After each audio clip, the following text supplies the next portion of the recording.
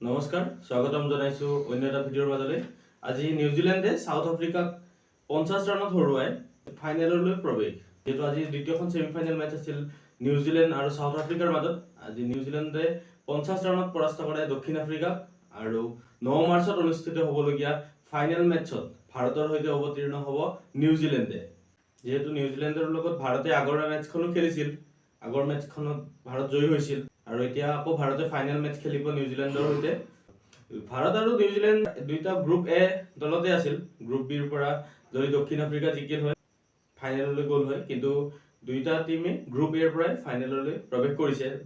আৰু গ্ৰুপ এ নিউজিলেণ্ডে যেহেতু দ্বিতীয় নম্বৰ স্থানত আছিল, প্ৰথম স্থানত ভাৰত আছিলে আৰু 9 মাৰ্চত ডুবাইত মুখামুখি হ'ব ভাৰত আৰু New Zealand.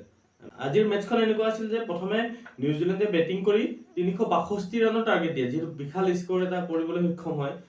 ICC champion ট্ৰফিৰ highest target, যেহেতু অন্য দলসকলে দিব পৰা নাই 362 ৰানছ। আজি আইচিচি চেম্পিয়ন্স ট্ৰফিৰ হাইয়েষ্ট টাৰ্গেট দিয়ে নিউজিলেণ্ডে। নিউজিলেণ্ডৰ হৈ ৰচিন ৰবীন্দ্ৰাই 108 ৰান কৰে 101 বলত, য'ত নেকি 13টা 4 আৰু এটা 6 আছিল। ৰচিন ৰবীন্দ্ৰাই যুৱ ক্ৰিকেটাৰ হিচাপে নিউজিলেণ্ডৰ হৈ বহুত ভাল প্ৰদৰ্শন কৰি আহিছে, একেৰাহে ৰান কৰি আহিছে। চেম্পিয়ন ট্ৰফিত এয়া দ্বিতীয়টো শতক অৰ্জন কৰিবলৈ সক্ষম হয় ৰচিন ৰবীন্দ্ৰাই। লগতে কেন উইলিয়ামছনে আজি শতক অৰ্জন কৰিবলৈ সক্ষম হয়। কেন উইলিয়ামছনে 94 বলত 102 ৰান কৰে। কেন উইলিয়ামছনৰ ইনিংছত 10টা 4 আৰু 2টা 6 আছিল। কেন উইলিয়ামছনে আজি বহুত ভাল প্ৰদৰ্শন আগবঢ়াইছে, কাৰণ যেতিয়াই ডাঙৰ মেচ আহে তেতিয়াই ডাঙৰ প্লেয়াৰে ডাঙৰ পাৰফৰ্মেন্স আগবঢ়ায়। কেন উইলিয়ামছনেও আজি দেখুৱাই দিলে তেওঁ কিয় মহান প্লেয়াৰৰ শাৰীত পৰে। মেচখনত কেন উইলিয়ামছন আৰু ৰচিন ৰবীন্দ্ৰাই বহুত এটা দীঘলীয়া পাৰ্টনাৰশ্বিপ কৰি লৈ যায়।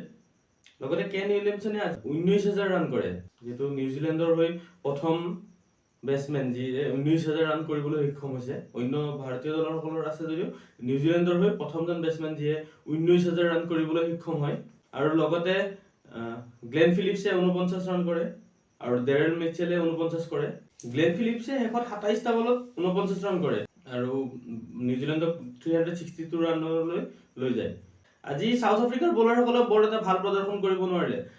কাগিছো ৰাবাদাই 2টা উইকেট লয়, 10 অভাৰত 70 ৰান দিয়ে আৰু লগতে লুঙি ইংগিৰিয়ে 3টা উইকেট ল'বলৈ সক্ষম হয় যদিও 10 অভাৰত 72 ৰান দিয়ে আৰু 362 ৰানৰ টাৰ্গেট চেজ কৰিব আহি আচলতে সাউথ আফ্ৰিকাই যিটো ষ্টাৰ্ট দিব লাগিছিল সেইটো দিয়া নহ'ল।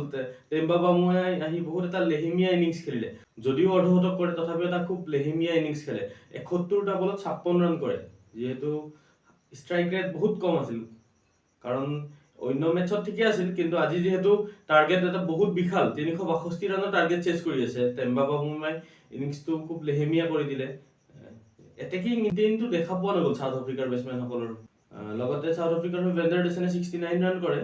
সাউথ আফ্ৰিকাৰ হৈ ডেভিড মিলাৰে শতক কৰে যদিও মেচখন জিকিব নোৱাৰিলে। ডেভিড মিলাৰে আচলতে নকআউট মেচত খুব এটা ভাল প্ৰদৰ্শন কৰে, কিন্তু শেষত জিকিব যদিও নোৱাৰে, কিন্তু বহুত এটা ভাল প্ৰদৰ্শন কৰিছিলে।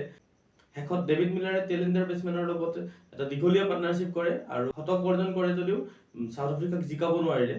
সাউথ আফ্ৰিকাই মাত্ৰ 312 ৰান কৰিবলৈ সক্ষম হয় 9টা উইকেটত আৰু 50 ৰানত পৰাস্ত হৈ যায় সাউথ আফ্ৰিকা। লগতে নিউজিলেণ্ডৰ বলাৰসকলেও খুব এটা ভাল পাৰফৰ্মেন্স আগবঢ়ায়। নিউজিলেণ্ডৰ বলাৰসকলৰ হৈ কেপ্টেইন মিচেল চেণ্টাৰে 3টা উইকেট লয়, লগতে গ্লেন ফিলিপছে 2টা আৰু মেট হেনৰীয়ে 2টা উইকেট লয়। আৰু এতিয়া নিউজিলেণ্ড ফাইনেলত প্ৰৱেশ কৰিছে। ফাইনেল মেচ হ'ব 9 তাৰিখে ৰবিবাৰে ভাৰতৰ সৈতে। আমি সকলোৱে আশা কৰিম যে ভাৰত ফাইনেলত জয়ী হৈ হওক আৰু চেম্পিয়ন হওক। যদি ভিডিঅ'টো ভাল লাগিলে কমেন্ট কৰি জনাব, আৰু আপোনালোকে কি ভাবে যে কোনে জয়ী হ'ব ভাৰত আৰু নিউজিলেণ্ডৰ মাজত যিখন ফাইনেল মেচ হ'ব, কোনে জয়ী হ'ব আপোনালোকে কমেন্ট কৰি জনাওক। আৰু যদি ভিডিঅ'টো ভাল পালে লাইক শ্বেয়াৰ কৰি দিব, আৰু পেজটোলৈ যদি নতুনকৈ আহিছে ফ'ল' কৰিব নাপাহৰিব।